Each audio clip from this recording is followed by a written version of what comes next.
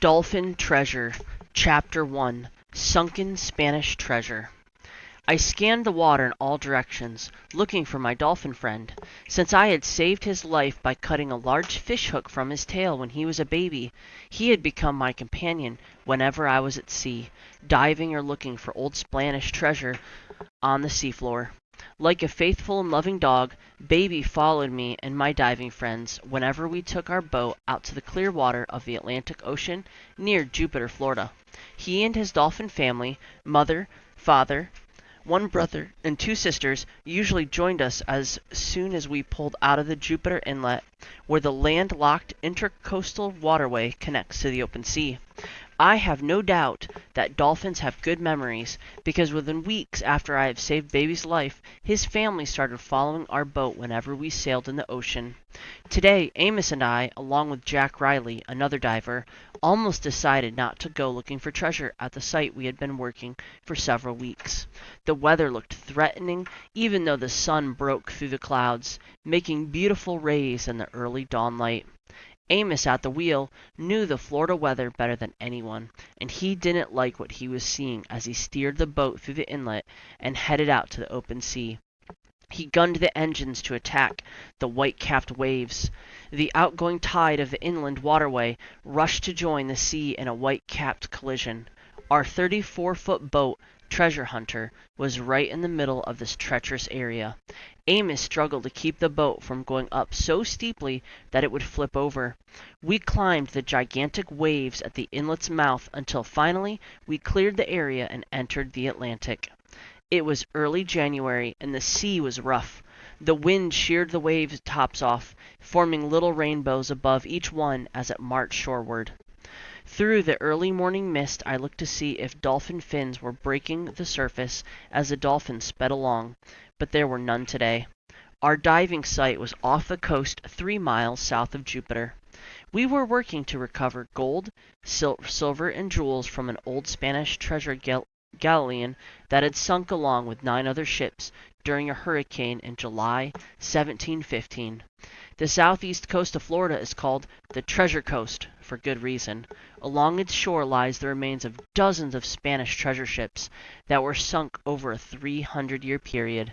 Many of them were caught in raging hurricanes that ripped them apart. Years of changing tides and storms had buried the ships. By using handheld metal detectors that could locate objects hidden under the sand, Amos and I had discovered one of the old wrecks, and we were working to recover its treasure. Baby had been at my side when I finally was able to ascertain the age of the old shipwreck we would be exploring again that day. I had been searching the seabed with a metal detector when suddenly I heard a loud whine in my earphone. Baby responded with rapid clicks of excitement. He knew the sound meant I would stop to dig in the sand, and he loved to help. As we swam slowly around, searching for metal, I was amazed to see an old anchor that weighed perhaps 2 tons, then another one, and nearby I saw a row of cannon lying half buried in the sand. We found the ship's final resting place. I used my hand to clear the sand away from one of the cannon so I could see under it. It was slow going until Baby joined in.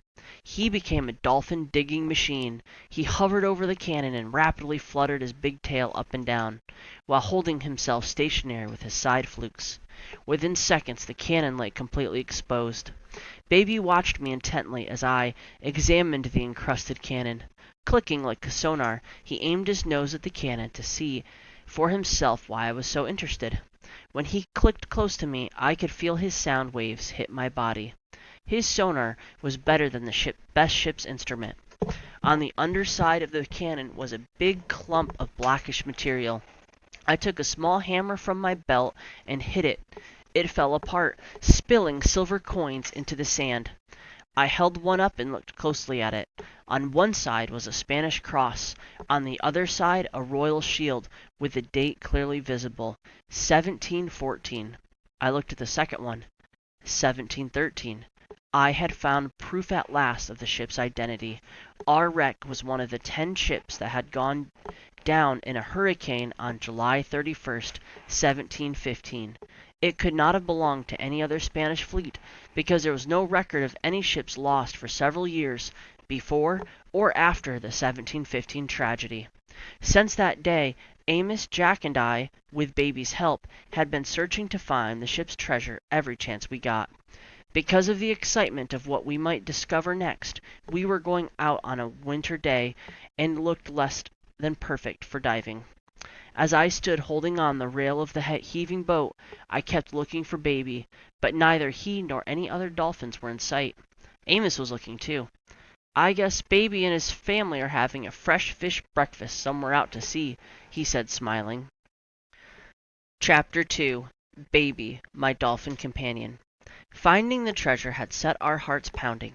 Normally the treasure diving season runs from April until late September, when the rough seas make anchoring the boat too difficult.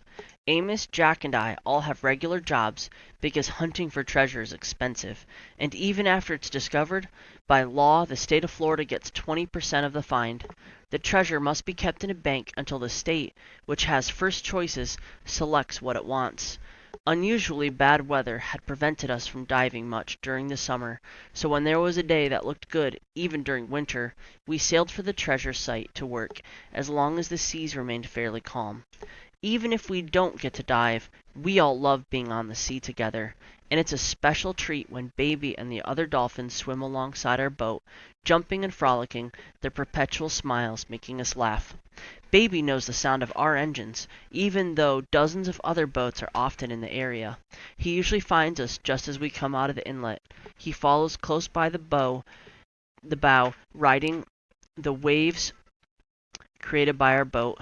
Baby has become an 8-foot-long adult dolphin, a beautiful, sleek marine speed machine that can stay with our boat even when we race across the water. He usually announces his arrival by coming up to the side of our boat, jumping high, and landing with a splash that wets us as we laugh and call his name. Then he does a series of big arching jumps, splashing back into the water. When we stop, he tail walks right up to the boat. He stands up high above the water, fluttering his big tail to hold himself upright. He looks like a well-dressed waiter, wearing a tuxedo and a big smile. Baby loves to talk to me. He whistles, clicks, and grunts. He sometimes holds a sound for a long time, as if singing. When he does, I sing back to him. He seems to like my songs, even though Amos and Jack don't exactly agree. One day, as we sped towards the diving area, Baby, who was racing along next to us, suddenly made a sharp right turn and streaked away from the boat. After about 50 yards, he turned and started back towards us, picking up speed until the water fanned out behind him. "What's that silly dolphin going to do? Ram us?" asked Amos. We all watched Baby streak towards us. We were going at least 30 miles an hour, and he was coming right at us even faster. With a mighty leap, Baby flew over the boat and splashed into the water on the far side. "Way to go, Baby!" shouted Jack. From that day on, Baby made at least one jump over the boat when we pulled into the ocean from the inlet. He was telling us how happy he was to see us. He often stays around for the entire day as we dive and work the treasure site. Then he accompanies us back as far as the inlet where the open ocean connects with the intercoastal waterway. It's shore-lined with marinas and buildings. Baby never enters the waterway. He is a wild creature and free, and the open ocean is his home. If he knew how many of his kind were trapped in small concrete ponds, forced to perform for sunburned tourists, I doubt he'd be quite so friendly toward us. Baby learned early to answer to his name. If I called out something else like, "Hey, Charlie," to test him, he doesn't respond. Sometimes I call out a dozen names while he swims nearby, and he ignores all of them until he hears "Baby." Then he rushes to the boat and chatters as if to say, "Can't you remember my name?" When I want to call him while underwater, I tap 3 clicks on my diving tank with a rock or seashell from the ocean bottom, and usually Baby appears within a few minutes. His happy, smiling face makes even the grayest day seem bright. Baby sometimes comes to visit us alone, but often he brings other family members to join us as we dive for treasure. We gave them all names because each one of them looks different, and they each have different personalities.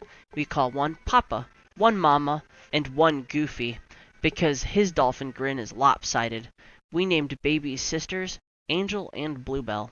Another relative with a huge shark bite scar we called Old Scarback. while the other dolphins swim near along the boat or watch us from afar as we work underwater. Baby always stays right with me, a member of the crew. Baby is so much a part of my life that even when I'm not diving, I think of him often. It's as if we can communicate over a distance, or at least that's the way it seems to me. Baby was at my side, watching my every move when I found the first gold from the old wreck. I was fanning the sand with my hand when a glint of metal caught my eye. It was a gold doubloon. I picked it up and looked at it carefully, and then I let out a bubbly "Whoopee!" Baby felt my excitement and joined in with his dolphin clicking sounds. I think he was telling me he was happy too. Baby and I talk a lot underwater. As I breathe through my regulator, he loves to put his nose into the bubble stream rising to the surface. The bubbles must feel good to him, because he spends a lot of time poking through them, sometimes chasing a favorite shiny one to the surface, where it breaks in the air. The many treasure-laden shipwrecks left in the area by the Spaniards make for a wonderful diving along the South Florida coast, especially when Amos, Jack, and Baby are along for company. It's fun, and frustration sometimes, but it's always adventure. We have found only a few gold coins so far, but we know there's a king's ransom still there. Chapter 3. Amos's Warning. Amos had been feeling poorly the last year, and I noticed he was more tired than normal. By January, Amos had to give up diving altogether. Now he could only look on as Jack and I slipped into the clear water and slowly drifted down to the bottom without him. Jack and I work the equipment on the ocean floor, and Amos operates the boat above. Today, with the wind rising and rain squalls beating across the sea surface, it looked as though we might have to call off the dive. On the horizon, huge swells were advancing one after the other. Somewhere out at sea a storm was churning, sending angry feelers all the way to our coastal beaches. "I don't like the look of those low clouds to the north," said Amos, peering over the boat's rising and falling bow.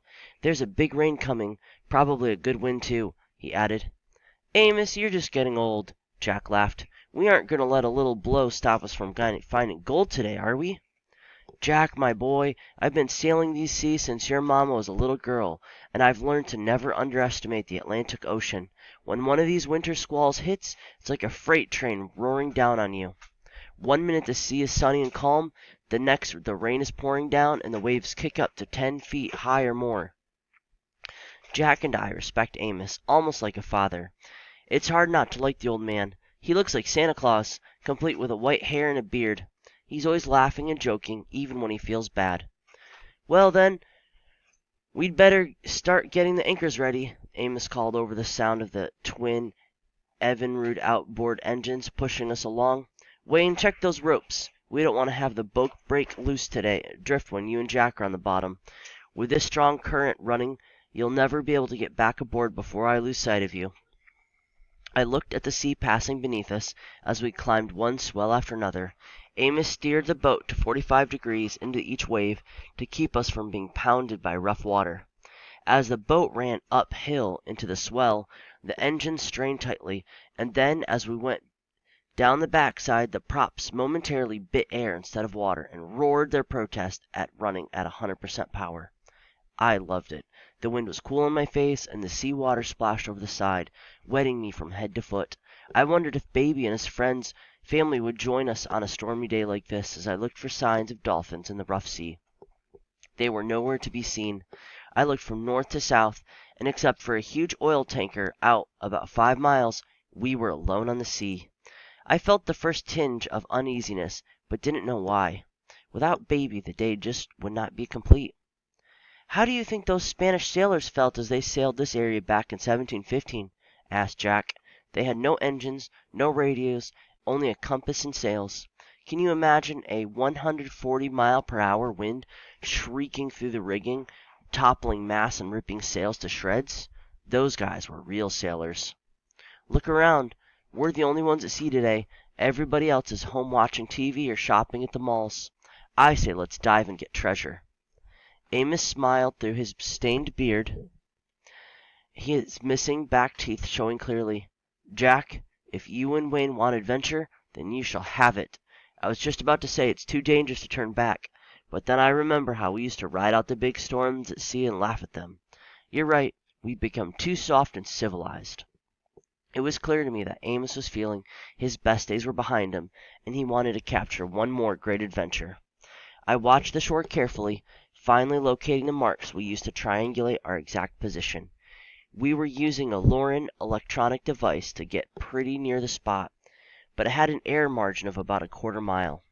We had thought about keeping a floating marker over our salvage site, but it would only invite others to steal what we had worked so hard to uncover. Our treasure site was in 70 feet of water, requiring us to keep a close watch on our bottom time. This was to prevent us from getting the bends caused by too much nitrogen in our body tissues, which could result in paralysis or even death. We would be able to stay down 45 minutes the first dive, rest on the surface for an hour, and then dive for another 35 minutes. Chapter 4 Gold and Jewels. "This is it! Drop anchor!" called Amos. Jack let the bow anchor drop with a splash. It had to go down 70 feet and be dragged in the sand until Fluke's bit it held. We needed the treasure hunter to be right over the wreck site. Because the running sea could swing the boat back and forth, we also had to set 2 stern anchors, one from the port side and one from the starboard side. Once we had all 3 anchors set, we used a hydraulic pulley to drag the boat between the 2 stern anchors until it sat directly above the site. With the anchors holding, the boat stayed pretty much in the same spot. We dropped down a big air pressure operated vacuum called an airlift to suck sand from the wreck site. It works by air being pumped through a small tube along the 6-inch flexible hose line to create a vacuum at the nozzle. It is always a lot of hard work to stabilize the boat, get the equipment in place, and then dive with the metal detectors to locate the areas from which we want to vacuum the sand. Today, with the high swells running, getting the anchor set and the airlift down was harder than usual. I began to wonder if we had not let our spirit of adventure overcome our common sense. Finally, we had all 3 anchors set. Jack and I put on our wetsuits, pulled on our scuba tanks, and adjusted our lead-weight belts, and sat down, facing each other on opposite sides of the boat. I gave a thumbs-up sign, and I was ready to go. Jack smiled, put his mouthpiece in, and returned the sign. I dropped backward into the sea off the starboard side. Jack went in from the port side. As soon as I hit the water, I pointed head down, kicked my fins, and started for the bottom. I looked over to my left and saw Jack diving straight down, streaming a tail of bubbles from his regulator. Down, down we went until the ocean floor came into view. The visibility was good as we leveled off over the place where the cannon were lying side by side, just as they had been since 1715. The huge airlift pipe was rising and falling as the boat above went up and down in the swells. The last time we worked the site, I had found a hot spot that made the metal detector sing our favorite song. As soon as we got the airlift nozzle in place, Jack held it over the sand and turned on the handle that let compressed air from the boat blast down and create a vacuum effect. Sand and small objects were sucked up into the hose and deposited on a wire mesh catcher screen on the boat's rear deck, where Amos was watching for anything that might be valuable. Jack and I looked on as the sand was lifted away and the hole grew deeper. With the sand rising into the hose, I examined every clump that was uncovered. There were ancient fossilized seashells of every size, wearing down over the centuries to become sand. Dark rocks came into view, and I held them close to my face mask to see if they were artifacts or coin clusters. They were only rocks and more rocks.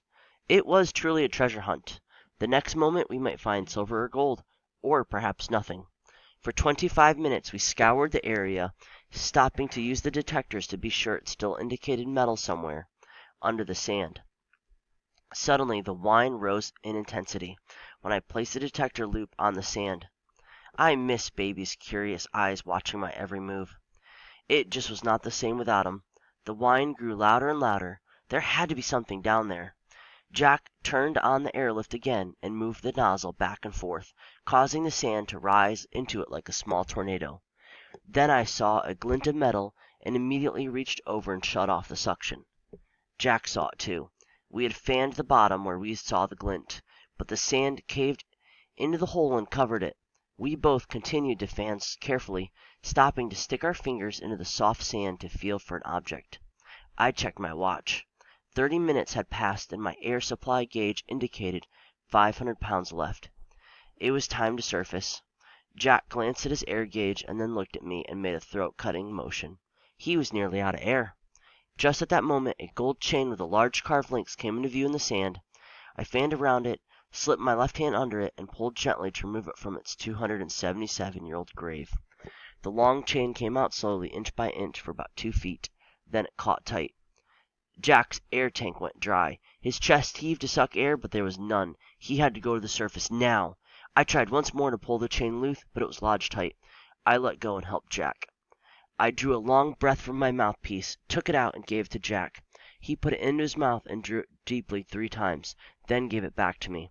We started toward the surface, 75 above, face to face, sharing my limited air supply. It seemed to take forever, but within a minute or two, we were safe. We broke the surface about 20 feet from the boat. A heavy rain was pelting down, making millions of small splashes as it hit right under our noses. I looked at the boat and saw Amos waving his arms madly. I couldn't wait to tell him what we had found. We swam over and climbed the ladder to the deck, smiling from ear to ear. Before I could speak, Amos said, "We've got to pull anchor and get to shelter. There's a marine weather warning of strong squalls moving over us, and a waterspout has been sighted. Let's move." "Amos, wait a minute. We found gold. There's a large chain down there. I uncovered about 2 feet of it, but it's stuck. I want to get back down and get it. It could be the biggest find yet." "That's right, Pop!" exclaimed Jack. "That chain must weigh 500 pounds. It's worth a fortune." "Whoa, partners. Look at that squall coming right at us," said Amos. "The radio says the wave may be up to 15 feet in the squall line. Gold or no gold, we've got to haul up and haul out." Jack and I looked at the black wall of water rapidly approaching from the northeast. It looked pretty grim, with lightning and the sound of thunder rolling across the waves. "Look, Amos, you and Jack start hauling the anchors, and I'll put on a fresh tank and go back down to free the chain. By the time you get the stern lines freed, I'll be back with gold." "Wayne, that's a very bad idea. If the bow line snaps, we'll be unable to hold position. If you miss the boat, we'll never find you, and it's 5 miles to shore." "Amos, you're right, but you didn't see that gold chain. It has huge links, each carved up with little flowers. It's got to be from a treasure chest," Jack argued, already winding the port anchor rope around the pulley. We respected Amos's assessment of the conditions, but we had worked 2 years to find the main treasure area of the wreck site. Still, if he said no, we would abide by his decision. Chapter 5. Lost in a Stormy Sea. The boat strained against its anchor lines, rising and falling as the waves crashed by. The anchors had to be released before the ropes broke. The wind was roaring, and the driving rain stung our faces. It was now or never. "Okay, Wayne, I'll give you 5 minutes, no more. We have to get to shelter before we lose the boat and all end up in the water." "Okay, Amos, 5 minutes. I can do it." I quickly slipped a full tank into my backpack and turned on the air. As I stepped to the rail, Jack and Amos were ready to haul in the 2 stern anchors. I had to hurry. Holding my face mask with my right hand, I jumped feet first into the water. Flipping over and kicking powerfully with my swim fins, I dived straight to the bottom. I could feel the sea surges even down past 40 feet as I headed back to the place where we had found the gold chain. From the corner of my eye, I saw the big airlift pipe jerking upward as Jack and Amos hurriedly pulled it into the boat. There it was. The chain lay like a gold snake coiled on the seabed. I settled over it and started working my fingers down into the sand, feeling the chain between my thumb and fingers. Deeper and deeper I probed. There seemed to be no end. It was a race against time. I knew that the scene above on the boat would be chaos about now. I had to free the chain and to get back before the huge waves ripped the boat from the sight. "This is stupid," I told myself. "I've let gold fever override my better sense. What if I get stuck alone at sea in this raging storm?" I worked feverishly, waving sand away while pulling at the chain. I looked at my watch. 4 minutes had gone by. From the corner of my eye, I saw the starboard anchor rope come snaking down and fall nearby. Its frazzled end told the tale. It had parted, snapped by the raging seas. That meant the boat would not be where I left it. "Okay, Wayne," I scolded myself. "It's time to give up and get out of here." Just then my fingers touched something on the chain that was different. I dug deeper in the sand and I was up in at my elbows. I worked the chain, and it came loose.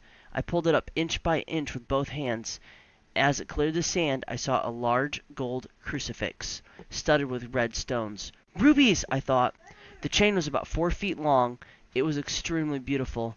My heart pounded with excitement as I wrapped the whole chain around my left arm and pulled the cross close to my face mask. It was at least 4 inches high and studded with red stones. The chain had diamonds fixed in every fifth link. At that moment I knew we had found part of the treasure that had been probably kept in a chest in the captain's cabin. There might even be part of the chest itself deeper in the sand. I was quickly making sure there was no more gold in the hole when my fingers touched another chain. I frantically worked to free it, but my time was up. I had to surface. As I climbed, I could both see and feel the huge waves that lashed the sea above. By the time I reached 10 feet from the surface, the surge was so powerful my body was being slung back and forth as the waves passed overhead. My head broke the surface.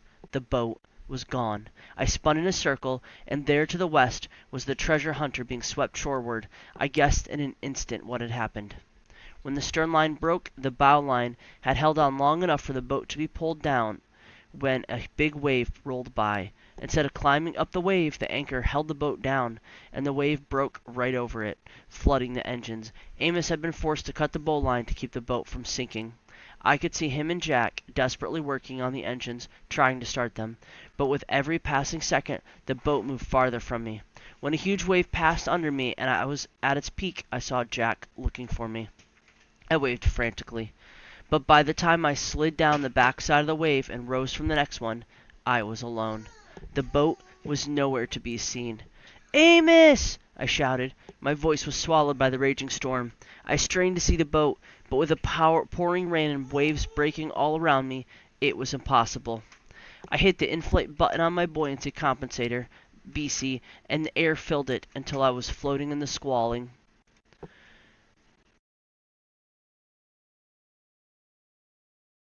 There's the boat, and he's waving to his friends, and he's got the gold chain. Lash water. I looked at the beautiful chain and crucifix wrapped around my arm and smiled. It was solid gold and studded with diamonds and rubies, but now I had real problems. I was lost and alone in a storm-tossed sea.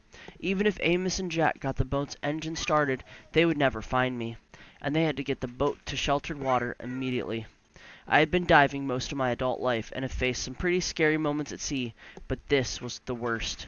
To swim to shore, 5 miles to the west, was possible, but I was in the Gulf Stream, which ran north at about 6 miles an hour, taking anything and everything with it. I remembered hearing of fishing boats breaking down off Palm Beach area, drifting all the way to the Georgia coast before being found. Okay, Wayne, stay calm. You're still strong and can float with the current. The water is warm, and when the storm is over, the Coast Guard will be looking for you, I tried to convince myself. I looked at my watch. It was 12:25 p.m., but the storm clouds were so black it was like night. A chill ran through me. I was colder than I should have been. Hypothermia! Because I had been at the cold bottom, my body temperature had dropped. I knew I had to stay warm or I could die of exposure. The rain was so heavy I could not tell where the shore was. Usually the condos that line the South Florida beaches stand out like white sentinels, marking the shoreline, but I could see nothing. I started swimming, kicking my fins for propulsion, but I realized immediately that the waves were so high and the current so strong that I could make no headway, or even stay straight course as I swam. I'd better wait for the storm to pass before I waste all my energy, I reasoned. Better to end up somewhere to the north than to drown trying to fight the waves. Each passing wave slapped me in the face, causing me to swallow salt water if I didn't react in time. Because snorkels interface with working at the bottom, I was not wearing one. A snorkel would have allowed me to float face down and rise and fall with the waves as I breathed above them. I wished I had one. For hours I floated, fighting to breathe and trying to see the shoreline so I could save myself. I had no idea if Amos and Jack had made it to safety. Night came at about 5:30 p.m., and the storm was still raging. While it was still light, I had felt pretty confident I could survive, but after nightfall, alone, tired, and cold, I realized that this might be my last day on Earth. And for what? I scolded myself. A gold anchor to help me sink to the bottom. By midnight, I was totally exhausted. I had dropped my weight belt and tank about an hour after I surfaced. And all I had in the world now was my BC, my fins, and a gold chain with a ruby-studded crucifix meant for the King of Spain. Even my diving mask had been ripped from my face by the surging waves. I was so tired I could barely move. My legs kept cramping until finally I was forced to kick off my swim fins, despite the fact that without them I would have to swim unaided for many miles. By 3 a.m. I was shaking with cold and riding lower in the water. I realized my BC had lost air pressure. I was sinking fast. With no tank to bleed air from, I used a manual mouthpiece to reinflate it. My only hope now. The air went out as fast as I blew it in. I saw bubbles coming from a worn-looking hole in the fabric. The constant motion of the rising and falling waves had chafed it until it leaked air. Now I was in real trouble. During the last hours at sea had moderated until the waves were only about 5 feet high. But for my exhausted body, they may as well have been 100 feet. Treading water with my last reserves of energy, I slipped out of my BC, which was now just a useless weight. Only my thin rubber diving suit was between me and the sea. I can make it, I thought. I had to have faith that somehow I'd be saved, but in reality I knew I stood very little chance of surviving. Suddenly, something brushed my legs, and I jerked them away. The adrenaline rushed to my heart. I knew what it was. Sharks! Sharks feed at night and will attack anything they eat without a fight. I splashed with my arms and kicked my feet. My heart nearly stopped when my hand hit the rough sandpiper hide just inches from me. I had dived around sharks for years and had no fear of them, but being on the surface at night, alone and barely moving, I was an inviting dinner, and I knew it. I was about to get eaten by a shark because I had let a gold crucifix and a chain cloud my judgment. Bump. This time was harder. I knew the shark was sizing me up for a meal. I had no way to defend myself, not even a diving knife. It was on board the boat, useless to me now. Then, stillness. I spun around, trying to see in the dark, but it was black as pitch. Anguish swept over me. With my right hand, I touched the heavy chain still wrapped around my left arm. My nearly total fatigue made it feel like a weight pulling me straight into the bottom. Why hadn't I let it go along with my diving gear earlier? I unwrapped the heavy chain from around my arm, opened my fingers wide, and let it slowly slide downward, back to the seabed where it had lain since the stormy day back in 1715.